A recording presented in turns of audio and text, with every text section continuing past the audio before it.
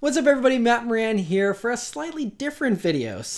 I figured I'd give you guys a little break from the car reviews very briefly here because so many of you requested after last week's bullet update where I mentioned how I was a movie extra in the past, and that's something that's come up in the past because it's how Beth and I met, and so in the live streams and stuff that I've done, I mentioned that very briefly, and I never got too in depth with my whole experience being a movie extra, but it's a really fun time in my life and a very cool experience to have being a movie extra, and so I thought it could be kind of educational for those of you who have never been one, have maybe thought about being a movie extra, and also just because it's some fun stories and again kind of gives a little bit of background on myself and also Beth and how we met. That's later on in the story here that I'm going to be going through. I'm going to go through all my movies in chronological order that I've been in, and by the way, while I'm talking about all this stuff, any of the clips that are on YouTube, some of them are, some of them aren't, I will include the links in the description below if you're curious to see them. Otherwise, you can go watch the movies and look for me in those scenes if you're curious.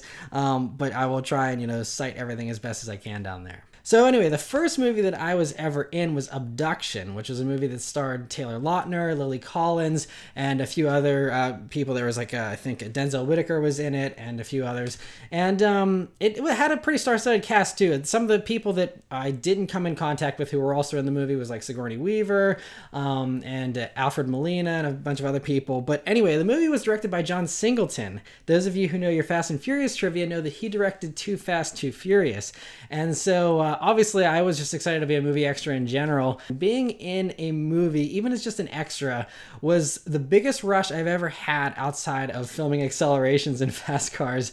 It's just the rush of, one, being around celebrities, but being on something that is being immortalized on film, and just the intense process that goes into it and all the preparation and stuff. Like, it's a really big deal. There's obviously millions of dollars on the line with filming these scenes, and although it doesn't pay basically anything, I usually on most of these movies I got paid minimum wage, and then after 8 hours it would be time and a half. With most movies that you film, you're usually you're on set for at least 8 hours, but generally it's more like 12, sometimes even close to 16 hours you're on set. So that overtime kind of racks up into being decent pay, but then again, I mean, we're talking about near minimum wage levels of pay. But again, you don't do this for the money, you do it for the fun of it, really. And anyway, so Abduction, directed by John Singleton. So the movie itself, unfortunately, even though it had a pretty star-studded cast, it got a 5% on Rotten Tomatoes. So it's up to you if you want to watch it or not. I was in several scenes, though, in this movie, and honestly, I think it was probably the best screen time I've gotten out of all the movies that I've been in. But I actually thought it was decent. I didn't think it was a bad movie. But then again, I'm fairly easy to please whenever it comes to movies. I'm not too much of a critic. But anyway, the first scene that I was in was a classroom scene. And the crazy thing about this scene is we just showed up at a high school. I think it was Hampton High School, for those of you that live in the Pittsburgh area here. And I was just in a lineup of kids outside in the hallway, and at this point, this was filmed, by the way, in like 2010, I believe, the summer of 2010. So I was 20 years old at the time, but could still easily pass as a high schooler. And so anyway, they lined us up in a hallway, and they were going to decide on who was going to be in this classroom scene. And there was probably, I don't know, maybe 20 seats to fill in the classroom, and there was probably 40 of us that were all lined up down this hallway. And so I'm just standing in the line, and John Singleton is the one picking who he wants sitting next to everyone in the scene. And so I'm just lined up there, and he goes down the line, and I give him like a really nice smile as he's walking by. One, because I'm just like in awe of the fact that a dude who directed Paul Walker is, standing in front of me. And then also just the fact that he's the director of a movie, and that's a big deal regardless of who he is or who they are. And so anyway, he walks past and then goes down to the end of the line, comes back, walks past me again, like gives me an eye, and then he comes back and he's like, I want you sitting next to Taylor. And I was like, holy crap, in my mind, obviously I was like, okay, sounds good, thank you. And that was it. And so, I ended up sitting next to Taylor Lautner in that scene. And it was a scene that, was pretty quick in the movie, but it was like, I think that just the setup and stuff, it was insane. We actually filmed it like before lunch and after lunch. And this is just the way it goes on movie sets. If anyone's ever been on a movie set, just even doing lighting and stuff can take a half an hour for them to try and figure out, how everything looks just right. And, obviously you have to do everything from multiple takes, multiple angles, all that type of stuff. stuff. And so I didn't actually like talk to Taylor directly or anything, but he was talking with, some of the co-stars and stuff, and right in front of me there. And so it's kind of cool, watching him interact with people and stuff. But the whole thing with being a movie extra is not like a free-for-all where you can just like talk to people and like get autographs and selfies and all that kind of stuff. Like, especially back then, it was like you don't speak unless spoken to. You never have your phone out, because that is, of course, like a big no-no as far as spoilers and things like that go, and leaking things out. So you weren't allowed to even have your phone on set half of the time. There was a lot of times where I just left my phone in the car because that's what they told you to do. Sometimes you were allowed to have it on set. But anyway, for that scene, I didn't talk to him or anything like that. And like I said, you just do what you're told and that's it. But it's a crazy experience though. Whenever, like they had the one scene where the camera was in between my desk and Taylor's desk, and you just have, the camera on the train tracks that they have just pulling it past you, and just like being like, there's a movie camera like right next to me. It's all kind of crazy. And so that was my first little intro into being in movies, and was really, really exciting. Again, just to see John Singleton work. By the way, he's just such an amazing director. It's a shame he just passed away not too long ago. He was, I thought, really, really talented. And again, watching someone who directed one of my favorite actors in one of my favorite movies, like I said, I would have done that for free. I would have paid them to do that myself, honestly. So that was awesome, but that wasn't the end of my Abduction experience. So later on, this was later on in the day, actually, there was in a different wrestling scene where Taylor's practicing wrestling, and so that scene, I was just in the top row. You can see me there, and there's also a selfie of me with that same outfit on that I took just to kind of document like what I was wearing, so I would remember what to look for in the movie. But so just watching them wrestle at the end of the day, and that was actually like the easiest acting I ever had to do, because it was actually really entertaining watching Taylor Lautner do his own wrestling, and so just watching two people wrestle for a few hours was interesting. And so that was a really long day, because we did morning, afternoon, and then like that later evening shoot of them doing the wrestling stuff was kind of a crazy long day. And again, as someone who's never done this before, it was exhausting, but it was so exciting. But that also wasn't the last scene that I was in Abduction. So the opening scene of the movie, which was actually filmed later on, was a party scene, and that one I don't have as much screen time, not as direct. I'm just one of the people in the background there in the crowd of the party. But it was cool. Again, just kind of, we had like root beer and pretending to have, alcoholic beverages and stuff like that, and just kind of talking to people, and it was, one of those really easy things. But again, just very cool to be on a movie set and have all that happening. And it was actually kind of funny, because later on in that evening they filmed some of the later party scenes for that opening scene. And again, this is super fast. The whole scene, which took I think that whole day, and I think they also filmed other days for that same scene, that ended up being, I don't know, maybe a minute in the movie or something. But later on in the evening scene, you can hardly even see me, but you see the same shirt I was wearing earlier I'm wearing, and I'm the only dude passed out at the party that everyone messes with. I don't know why I was assigned that character, but that was what I was. So I'm like pretending to be passed out in this chair, and there's like people like drawing on me and stuff like that. And then the one funny thing was, so this was right when the iPhone 4 came out as far as time periods, and so I had my brand new iPhone 4 in my pocket. This was a scene where they did let us have our phones in our pockets, because I think they were going to allow some people to use them for the scene, to be appropriate for a party and whatnot. And so anyway, I had my brand new iPhone 4 in my pocket, and it was turned off, but I had it in there. And one of the scenes, as you can see, I actually did a little screen cap there. The one dude, and this was not planned or like anything, but he actually like dumped his cup of water right on my shorts, right on my phone. And like, this is like mid scene, so I couldn't react, but I was like so pissed this dude like dumped this water on my shorts. So that was kind of funny. Thankfully, they didn't have to have any worries as far as continuity, because that would have been very hard to reproduce continuity-wise, if they needed to do another scene without me having my pants being wet. But so that was kind of a funny little story from that. But overall, again, just so awesome to see all these people working, and very cool. The last little Abduction thing, another fun little side note, is that my dad was also actually in the movie. And so one of the later scenes, Taylor Lautner's like sliding down an escalator roof that they had. It was like this glass thing, and you can see the back of my dad walking up the stairs at PNC Park in that scene. And so that was his little immortalization on screen very briefly there. And so yeah, it's an awesome time, because this was around the time when there's a ton of movies was filming in Pittsburgh, and so a bunch of my friends were in all these movies as well. My one buddy, Jason Posey, who actually is now in LA and being an actor out there, and I'll get more into that side story in a second, but he was in this movie, and that was one of the first things that we were in together. And so yeah, it was just awesome getting all my friends in it, having my dad in it, all that kind of stuff was great.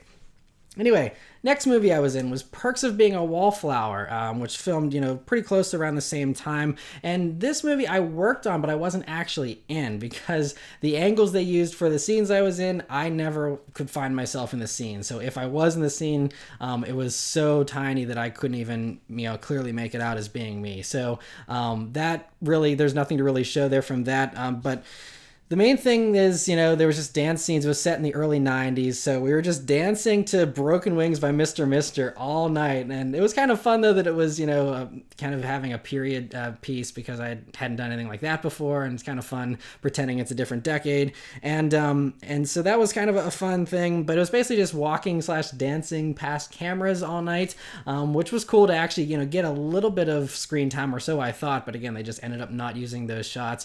But Perks Being a Wallflower was a pretty cool movie, I thought, and that starred Emma Watson, Logan Lerman, and actually Paul Rudd was in it as well, although unfortunately he was not in any of the scenes that I was in, so I didn't get to see Paul Rudd.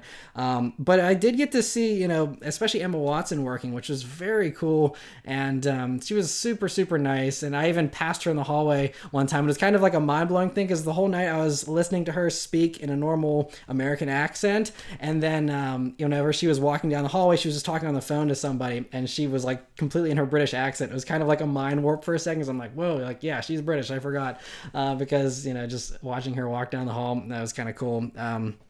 But didn't get to actually interact with her, because again, on these sets, you never ever, especially speaking to the actors, you never do unless they speak to you first.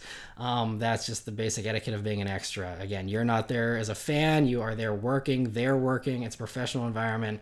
And so, yeah, I didn't get to talk to her, but awesome to, walk right past her there. And there's another little aside, a couple other things that I wasn't in, but that I kind of was on set for.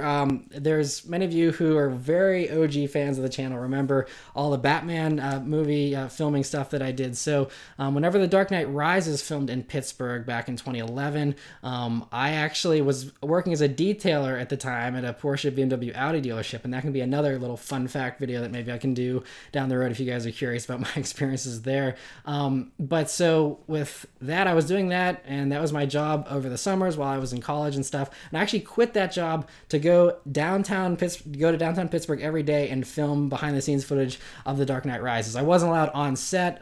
They had very few extras in that movie, at least for the Pittsburgh scene, so I wasn't even able to have a chance to be in that movie. Aside from, there was one scene where they wanted everyone to be in Heinz Field pretending it's winter in the middle of summer, and I did not do that. But aside from that, it was just, I went down on set every day. I wasn't physically on set because in order to take any pictures or film anything, I had to be on public property legally, so that I wasn't breaking any rules or anything like that. I was also interviewed on TV for the local news station, stuff like that. I was filming so much of the Batman stuff that the local news, one of the local news stations decided, like, why are we sending our cameraman down every day to film behind the scenes stuff to talk about on the evening news? We'll just pay to license Matt's stuff instead, and he goes down there every day anyway. So I was, in addition to posting the videos on YouTube, and those videos got millions of views, I was also getting paid by the local news channel to syndicate that stuff on TV, so my stuff was on the news every night as well. Like, here's what was going on in downtown Pittsburgh with Batman today, and so that was kind of cool. I sold the pictures to magazines, all that kind of stuff. It was all very exciting. But for car enthusiasts, Ben Collins, who is the Stig from Top Gear, the original real Stig from Top Gear, he was one of the stunt drivers for a lot of the stuff. He's worked with Christopher Nolan a bunch in the past, and Christopher Nolan, I also was able to walk past him a few times and stuff. And again, just amazing watching someone as legendary as him work. But anyway, Ben Collins, I actually walked past him accidentally the one day when I was filming, and I was like, wait a minute, is that Ben Collins? Like, holy crap. I think he was more of a technical advisor for a lot of this stuff, because he worked with Chris Corbold, who's done the Bond movies, all that kind of stuff. They were all working there on The Dark Knight Rises, and so seeing, again, all of them work was just mind-blowing. But anyway, so yeah, I've been, a few feet away from Ben Collins. So that was all very awesome, and I could probably do a whole separate video on the whole Batman filming if you guys want to hear more on that and all the behind the scenes stuff. If you're curious to see all those behind the scenes videos, they're still in a playlist on YouTube here. You can go watch that. I'll link that above if you're curious to see some of that behind the scenes stuff. The other thing that I did some behind the scenes filming for that I was not actually in was Jack Reacher, which was a Tom Cruise movie that filmed here in Pittsburgh. Really good movie, by the way. Super, really exciting movie. Has a fantastic car chase, by the way, which was filmed, parts of it were actually filmed about a half a mile away from the detail shop where I used to work, actually. And I unfortunately was in college when they were filming that chase scene, because I knew people that like helped out with that chase scene and stuff, and that would have been amazing to be in. But unfortunately, it's a super sweet scene if you haven't seen it. It has him and a Chevelle, and it's a really well done chase scene. But anyway, so one of the times when I was home whenever they're filming this movie, Tom Cruise was just leaving a restaurant and going in and out, and so I actually filmed some footage of him going in and out of this restaurant, and I actually sold that to the news as coverage again for them, and worked with them again. But seeing Tom Cruise, he wasn't actually in the scene, they weren't filming anything outside, but it was still awesome to see him. And actually, crazy thing, but I was actually able to go to the Pittsburgh premiere of Jack Reacher whenever they actually... I used to go to early screenings of movies as well, another side thing, and so I got invited to the premiere of Jack Reacher, and that was awesome because...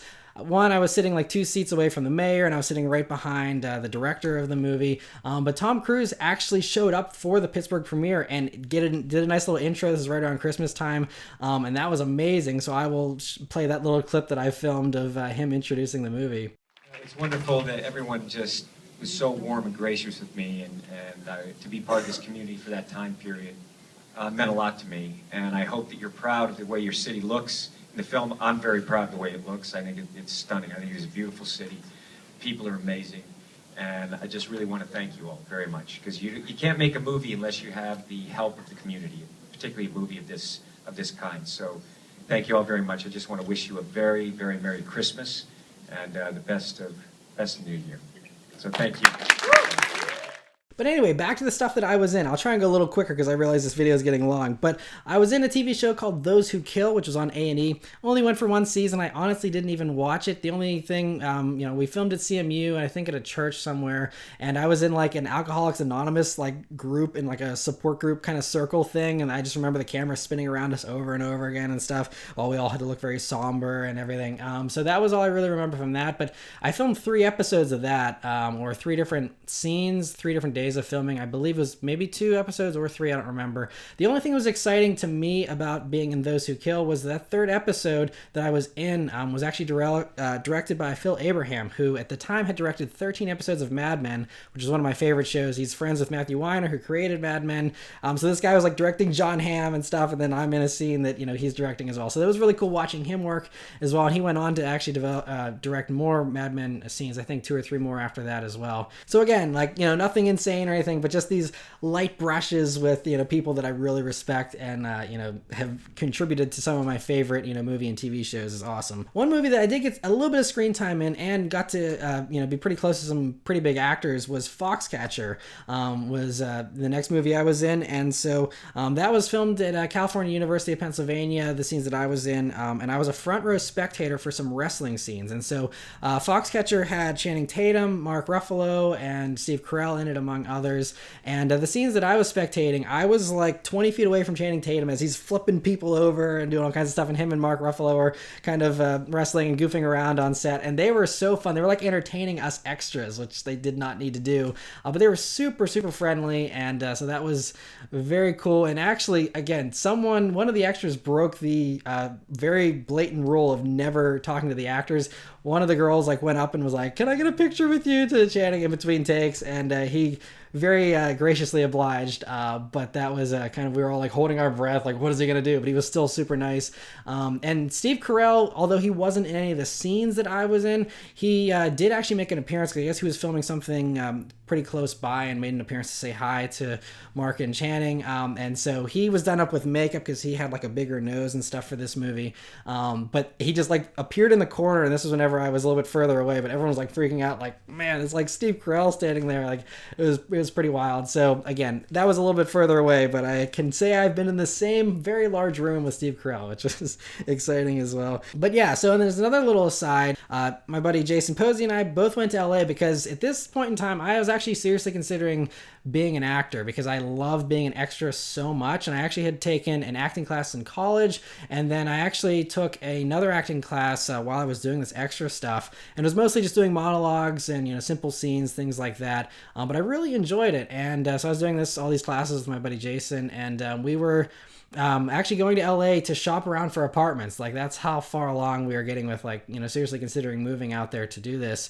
And he ended up, again, like I said, moving out there and going for it. I ended up staying back and decided not to make the leap, because the YouTube channel actually was kind of taking off, and I was like, this is really fun too. I was kind of a little bit torn, but I ended up deciding to go and, you know, doing the car reviews instead. And I saw, you know, a more, I guess, promising future with that than the movies stuff, because again, being an actor is like one of those one in a million things that's a long shot, unless you are insanely talented or connected. And so, you know, it's something that I figured I'll just, you know, maybe do the extra stuff in my free time, and that's enough of a rush for me, instead of relocating, leaving my family and friends and everything like that. But my buddy Jason, by the way, for those of you who are curious to see some of the stuff he's been in, he's done some smaller roles and stuff. He hasn't done anything huge just yet, but he's been doing some really awesome short films. He produced one that actually was just posted about a month ago called 096, which is up to 1.5 million views already in just a month or so here that it's been up, and is very well done. He produced that. He was also in a short film called Site 22, and I will link that above if you're curious to see that. That's like 900,000 views as well. Really well done, you know, short films, and so check him out if you're curious. He's a really good actor. Now we're up to 2013, and the next movie that I did was The Fault in Our Stars, and I did a couple of scenes for that. The first was a park scene. This was filmed, and I actually took pretty detailed notes for this one, because a girl I was dating at the time was super into the book, and John Green, who was, you know, the creator of the book, the writer of the book there. And so anyway, I'll just read a little bit of my notes here, because September 16th, 2013 is when I filmed the first scene, which was a park scene, and this was this gloomy picnic. If any of you who have seen The Fault in Our Stars, it's when Hazel and Gus are talking, and they're talking about he's going to give her his wish and all this type of stuff. I'm on a trail, like getting ready to start walking past the camera, but first they sent a bunch of joggers and bikers through, and the scene wasn't long enough for me to actually get past the camera before the scene ended. So that's the thing. There's so much of being an extra where it's hurry up and wait, and you're like, you know, right there, and then, you know, something ends or whatever, and, you know, things don't work out. Like I said, you could cut out of a scene anyway, even if you were in it in front of the camera and stuff. So there's a lot of kind of stuff that, you know, like I said, you're on set for 12 or more hours, and you're, you know, sitting around waiting for 4 hours before you even go on to set. You're just in a holding room in the meantime, things like that. It's kind of crazy, but anyway, so that first scene I ended up not getting in, but the second scene I did make it in, and so that was a picnic scene along with that same scene where he's saying he's going to give her his wish, and I'm holding hands with a girl, and we're supposed to be a couple. We're just kind of walking through the park in the background there, and I don't have a screenshot of me actually in that scene, but I do remember myself being in that screen, so you can go watch the movie if you're curious. And so anyway, this scene where my girlfriend and I are walking back and forth, you know, past the camera and stuff, we did that 10 times, and they did it from a couple different angles, but, you know, it's like reset, go back, do it again, reset, go back, do it again, like 10 times, like over and over and over again over the course. And they don't just like reset in 30 seconds. It's like you like are sitting there waiting, you know, 5-10 minutes while they reset everything, and then you go again. So that's how these, you know, movie shoots end up, you know, taking forever. But anyway, it was really cool because John Green was walking around, you know, while he's you know, watching all of this being filmed, and he was super friendly. I even was watching him film a vlog while he was on set that day, you know, watching them do the filming and stuff. But then the next scene I was in was filmed on October 9th, 2013, and this was this fancy dinner scene that's supposed to be in Amsterdam, which is in downtown Pittsburgh. And so we filmed the scene, and it's a fancy dinner scene with Ansel and Shailene, and so I'm sitting right behind Ansel there, to his back, and I was just eating dessert with my date in this scene, and we were just randomly assigned, and kind of made small talk in between scenes, but kind of a funny thing, just doing that over and over again. It's like you had to take tiny bites of your dessert because, again, for continuity, they didn't want to, if someone happened to see my dessert on my plate and have it be, different sizes in each shot, you have to be very careful with food whenever you're doing extra stuff, of course. So it's one of those, like, let's pretend to eat and take a tiny little bite and all that kind of stuff. And so anyway, one of the cool things is, in addition to just me just sitting there, there's also a little bit of choreography on my part where I had to sign a check. The waiter brings the check to me, I sign it, and then me and my date stand up. I like button my suit and we like walk out. And that's something that was a little more pressure because if I stumbled while standing up or screwed up or was too obvious in the background, that could have hurt the scene. So that's one of the few times where it was actually important for me to be not dumb on set. And there's a lot of the other extra stuff. As long as you are in this scene and you're not like staring at the camera or staring at the actor or just acting out of the scene, usually you're fine, and it's not too much pressure. But that one, there's a little bit more to it. It was kind of funny. It's also interesting though because Shailene and Ansel in between takes were singing like Beatles songs and all that kind of stuff, which is kind of cool. Again, it was just such a fun atmosphere on the set with them. And of course Ansel then went on to be Baby Driver in the movie Baby Driver, and that was I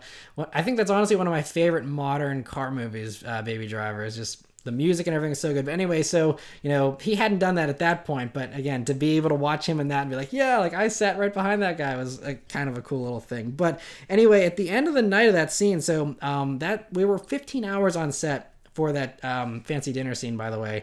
And after 15 hours, we were all kind of leaving, and Shailene was just standing on the sidewalk there, I don't know, waiting for her pickup or whatever was going on.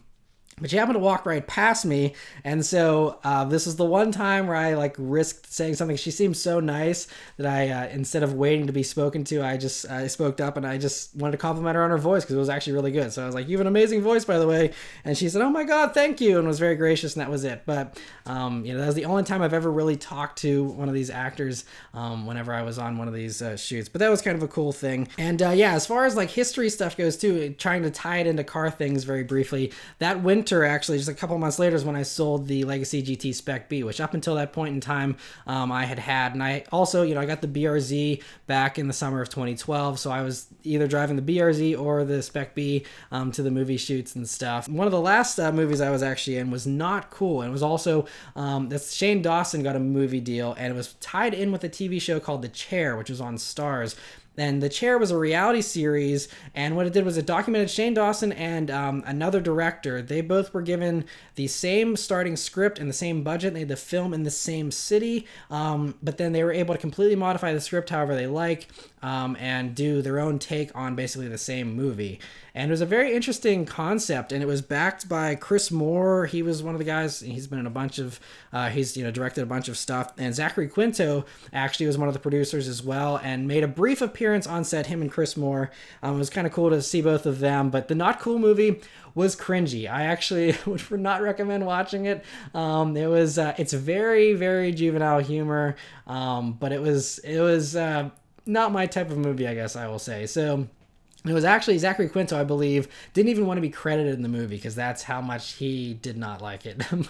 But I think it was awesome. Again, I got to meet Shane Dawson because this was a little bit more of a casual set than the bigger production budget, Hollywood stuff. And so, but I did get to meet Shane Dawson, which is awesome. And of course, he has blown up now on YouTube and is one of the biggest YouTubers out there. So it's kind of awesome to again witness him direct his first movie, and that was a very, very cool thing to witness. And the big thing about that, though, is that's where I met Beth. So I knew it was going to come into this eventually. It just took a while because it was one of the last movies I ever did. And so Beth and I were actually both, she had actually done some movies as well. She did a couple. She was in Promised Land with, John Krasinski and Matt Damon, and she was actually, kind of in the same room as them in those scenes, and that was kind of a cool thing. She also was in I Am Number 4, which is the movie with Alex Pettyfer and Diana Agron from Glee, and she got to meet Diana Agron, actually, which is pretty cool, and sat like right behind Alex Pettyfer there. So that was very cool. So she had been doing this a little bit as well, but we had never crossed paths in other movies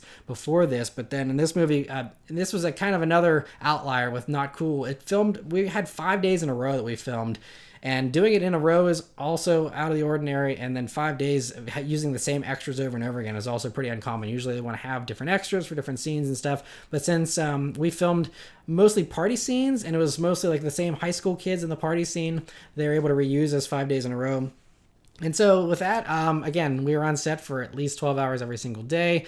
And especially whenever you're in the holding area as an extra before you actually go on to set, oftentimes you're there for several hours. And like this one, I believe they let us have our phones on set, but you really weren't able to do a whole lot on your phone. You weren't supposed to have your phone out really. So most of the time, most extras read books and just, were talking to people. You were like forced to talk to people. And I'm fairly shy. And so I usually don't go out of my way to talk to strangers, but, on a movie set, you all have this thing in common and you're all excited and it has this like common bond. So it's a great place to meet people and talk to people. And so we were actually assigned to be like a couple in one of the party scenes, and that kind of was one of the icebreakers. I think we had maybe talked a little because we were in the same like kind of friend group that had developed on these 5 days of being on set. But anyway, we just hung out every single day. We were in a couple of those scenes together and really hit it off, and we basically kind of hung out every day after that. And you kind of get to know someone really well whenever you're on set for 12 hours a day, 5 days in a row with someone. You have all the deep conversations, you have all the you kind of just learn a lot about everyone. And that whole friend group, we were all kind of learning a lot about each other, just talking and talking and talking some more. So that was very cool. And the party scenes for that were hilarious. You can see the very first picture Beth and I ever were in together. And so, there's all kinds of fake drugs all over the place in this party scene, and all of us had fake alcohol and all that kind of stuff. It was a funny thing. And finally, sorry for the very long-winded video. Hopefully you guys are enjoying this. The last movie I was in was Fathers and Daughters. And so this filmed, I believe, in 2014.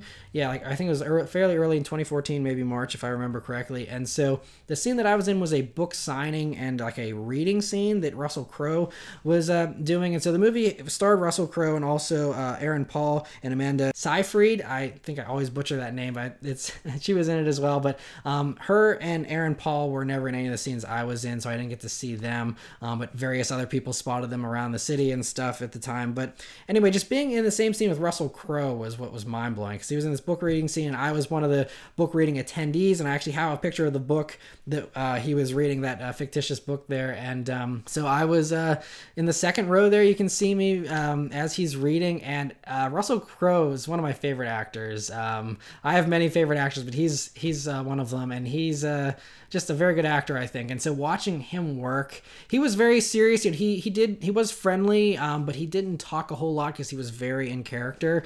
But again, just watching him do the scene, it's a fairly dramatic scene, and the movie itself is a little dark at times. Again, wasn't my favorite movie as far as my pick of all these movies. It was a little bit on the darker side, but it was, I think, still a really well done movie. But anyway, so watching Russell Crowe work was just super cool. And so yeah, and then after that, I had always wanted to do other things. There's been lots of other movies that filmed in Pittsburgh. Tom Hanks was here for the Won't You Be My Neighbor movie that filmed, I think it was last year or the year before. And there's been a bunch of other really cool stuff. There's also been brief things, like I think Vin Diesel was actually in town a few years ago for one of the movies he filmed.